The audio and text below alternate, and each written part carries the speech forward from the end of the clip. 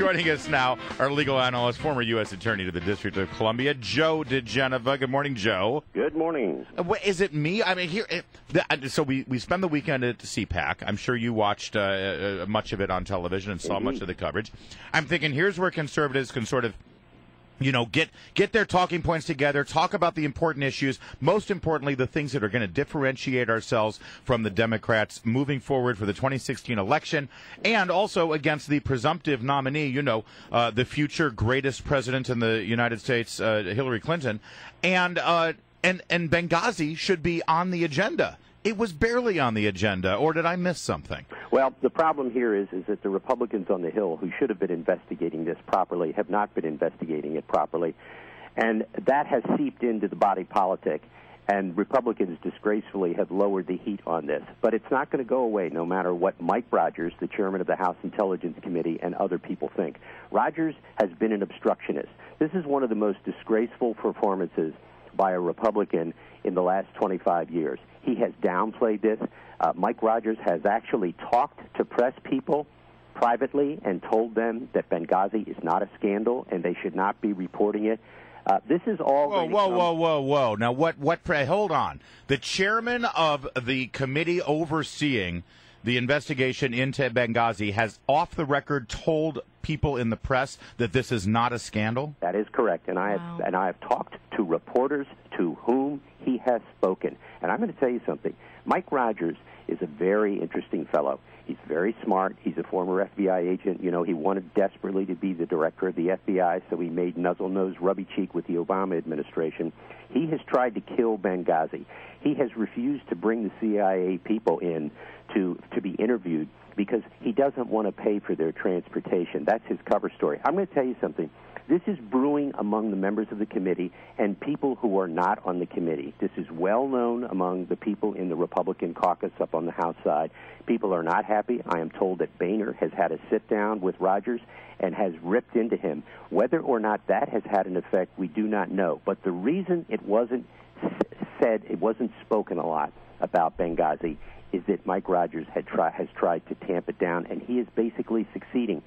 There's going to be a reaction to him. I cannot believe that this is going to be allowed to continue under the circumstances. But remember, he's been encouraged by the conduct of the Republicans on the Foreign Affairs Committee and in the Armed Services Committee, who wanted to protect their turf, and in the case of the Armed Services Committee, wanted to protect the generals. My heart goes out to the families of the 4 brave Americans who lost their lives in Benghazi.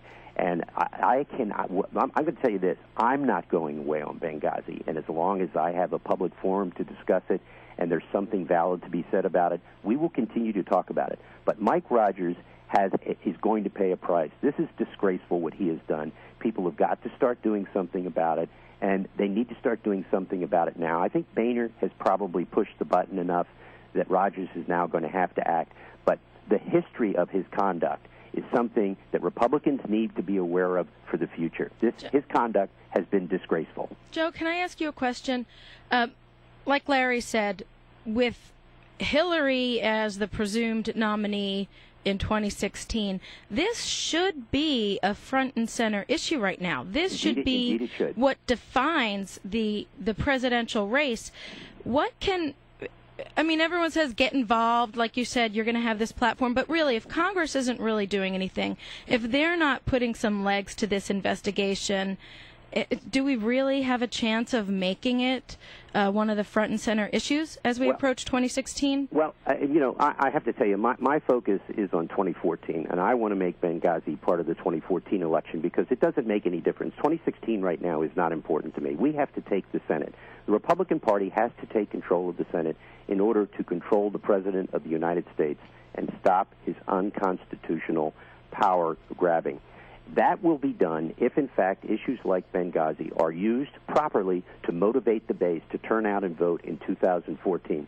2016 will take care of itself. If we take the Senate in 2014, we will be able to set the table for 2016. Are you optimistic? Do you think we can? I am very optimistic. We have to pick the right candidates. We seem to be doing that. The Republican National Committee properly, in my opinion, is starting to intervene in primaries to keep out people who cannot win and to support people who can. Because I'm going to tell you something.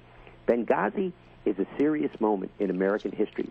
And when you look at what the United States has done to respond to the people responsible for it, A, we didn't send a military rescue team. The most disgraceful part of the Obama presidency is the failure to respond. What did he do that night? He went to sleep, and the next day he went to a fundraiser in Las Vegas. This can be part of the 2014 election. It can't be the major part. Right. Joe, the major part is Obamacare. We got to circle back on something you said. The right. RNC. My jaw kind of dropped a little bit. And I would like to clarify something that you said. We all agree it is very important for you to have the type of people in Congress who have the guts and conviction and boldness to investigate things like Benghazi to their fullest, regardless of what kind of potential there is. But when we have this mentality going into elections, only pick the person who can win, we forget that if we unite around a candidate, then they can win. Yeah, a lot of people said Christine O'Donnell was one of those candidates that couldn't win. And if you look at what happened in my race is that they were very successful in getting everyone off message. And what they didn't recognize is that before the Republican cannibalism started, I was ahead in the Rasmussen poll. I was beating Chris Coons with a very big lead. Again, according to Rasmussen, not a conservative polling thing. So we have to get this mindset. If we want good people in Congress, we have to get rid of the mindset that it's all about just having R's. That R needs to stand for something. And if someone has the courage and conviction to stand up and put their name on the line, then we as a party and a movement need to get behind them fully to ensure they can win. Yeah, well, certainly when they're the nominee, that is the case, and that's exactly the way it should be done. My fundamentals are very simple about supporting people. I support Republicans. I don't support independents, and I don't ever again support a Democrat. I've obviously voted for a Democrat in my life in certain elections. I will never do that again after the Obama administration and how the Democrats have corrupted the electoral process, have corrupted the Supreme Court process. And as far as selecting candidates, I want to win. I just want to win. And I don't care who it is that wins. I want the best person who can beat the Democrat. That's my goal. Whoever that is, I'm going to support, I'm going to give money to, and I'm going to talk about.